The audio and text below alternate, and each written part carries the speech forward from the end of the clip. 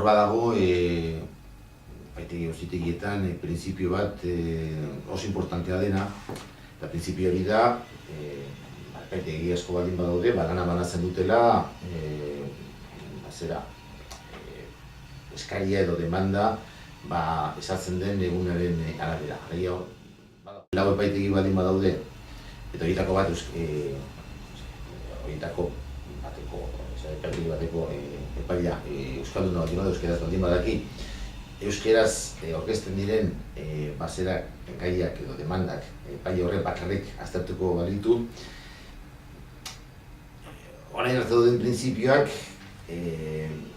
salbuetxe egingo lirateke.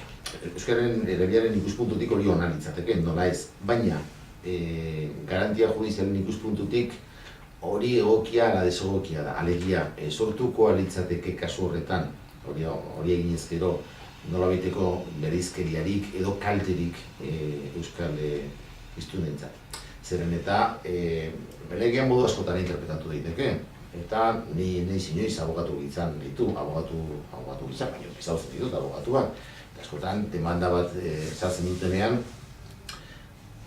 baino gehiagotan, aipatzen dute, demanda horrek aurrera egiteko ala ez, baduela nolabaiteko garrantzia ze epailaren esku geratuko den demanda hori.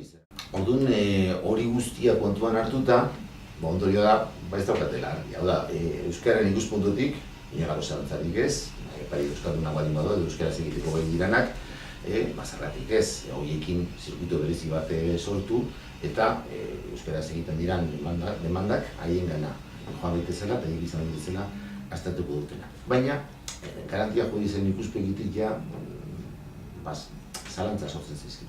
Ez daukat erantzun argi bat, eta gustatuko litzaidake eztabaida horretan parte hartzea, ez dakit ararteko gisa, edo herritar gisa, edo euskaldun gisa, baina uste dut importantea da, eta nola nahi ere, euskararen ikuspuntutik, segurazki